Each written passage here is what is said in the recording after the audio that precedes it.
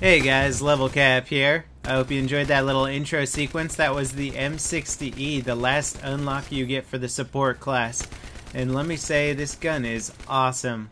I don't know if it's the nostalgia, the sound, the what, but just shooting this thing feels like you're really shooting a big, heavy machine gun. And the M60's been in service since the 50s. The M60e, I believe, is like the newest, most upgraded model. And the thing just sounds so cool while you're shooting it. I mean, I must recognize it from like all the Vietnam movies and the Rambo movies and all those other cool action films. But I think DICE really got the sound spot on with this weapon. And I gotta say, it's just so much fun to hold down the fire button. Now, as you can tell from these clips here in the intro clip, it is definitely a capable weapon. You start out with some iron sights here, which are a little hard to use. They're not my favorite, but you unlock some good upgrades for it soon. And of course I put the reflex sight on there, so I just have a little red dot for mowing guys down. And if you've watched any of my previous videos, you'll know that I like to run with the foregrip as opposed to the bipod. I just really like to stand while using a gun. But I did use this weapon with a bipod for a while, and I gotta say, this is probably one of the most effective machine guns to use with a bipod.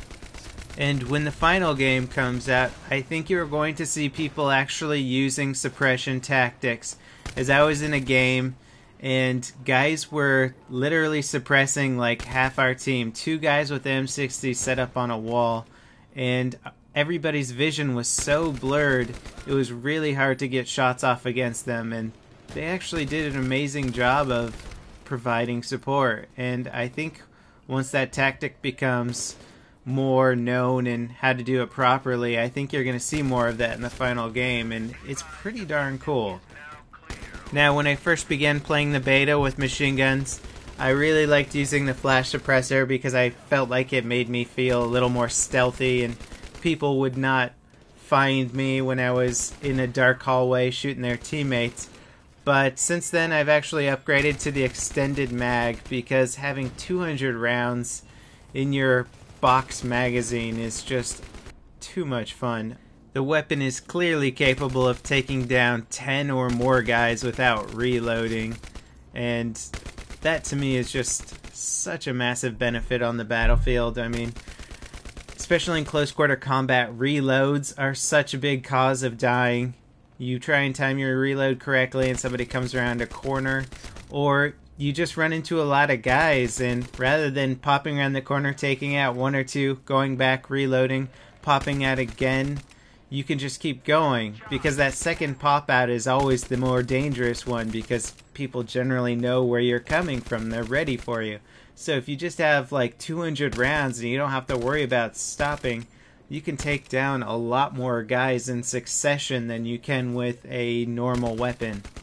Okay, there, was trying to get the jump on me. Another good reason to have really good headphones so you can hear guys sneaking up on you.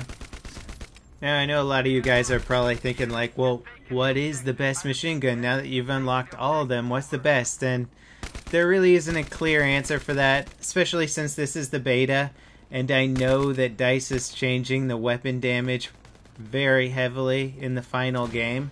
But I believe that DICE also set this up so that you would actually just use different weapons for different situations. Like, I'll take the M60 in a defensive role any day over the M249. But offensively, I want the M249. It feels a little bit more stable when shooting from the hips and from a standing position. So both guns have an advantage, but definitely try out the M60. Don't just use the M249 or one single machine gun. You'll find that in different situations, the M60 is far superior than the M249, and in others, the M249 wins. So do not be monogamous with your guns. You know, try them all. Alright, now I'd like to talk about one of the higher level unlocks for the engineer. A gun that looks so cool and I was really looking forward to unlocking, mostly because of the aesthetics of the weapon, and that's the A-91, which is a really cool carbine. It's got a bullpup design with the rear loading magazine. And I'm a really big fan of unique looking weapons like the P90 and the FAMAS, and this kind of looks very similar to the FAMAS. And I am definitely a player who will use a weapon because of its appearance as opposed to performance, and unfortunately I think that is what the A-91 has going for it. It just looks so cool, but its performance compared to, say, the UMP or even the P90, I think is subpar. It's very cool, but it's just got such a big spread when you hold down that fire button. And even in very small bursts, the accuracy just sucks.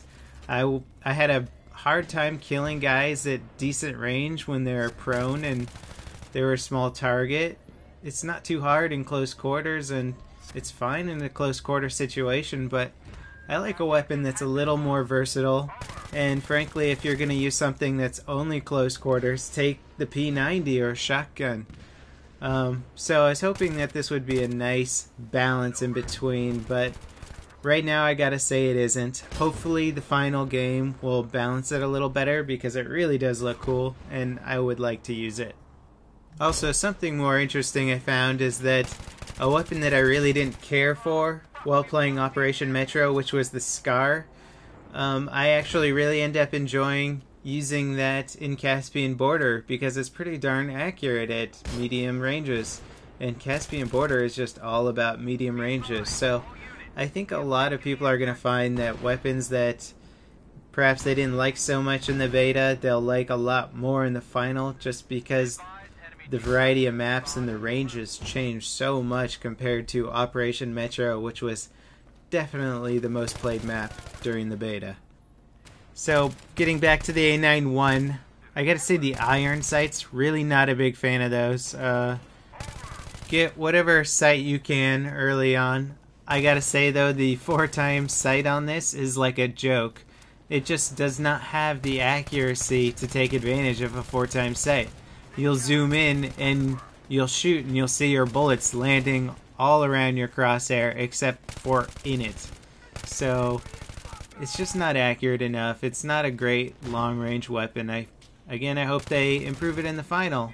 And that leads me into something that I would like to talk about, which is slightly off the topic of these two guns.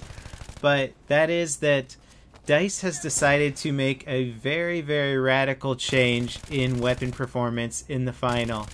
And a lot of people were complaining about how the damage was too high with the guns and snipers were OP and all that kind of stuff. And I have to agree with them for the most part, and DICE took this to heart, and apparently the damage is going to reflect Bad Company 2 much more in the final game. So a lot of this weapon performance will probably change quite a bit, or at least the damage will change quite a bit. The accuracy and all that kind of stuff might stay the same. You just might need a few extra shots to take down each guy. From what I read in a blog from somebody who got to play basically the most final version of Battlefield 3, is that on average, one clip or one magazine in a assault rifle can get you 2 kills. Then you'll have to switch to a pistol to finish off like a third guy. So you're probably not going to be mowing through 4, 5 people quite as easily as you were before. It's going to take a little bit more skill and planning. So that about does it for this video. Thanks for watching, guys. I hope you enjoyed. If you like my videos, please subscribe to my channel. And I will see you guys next time. This is Level Cap signing off.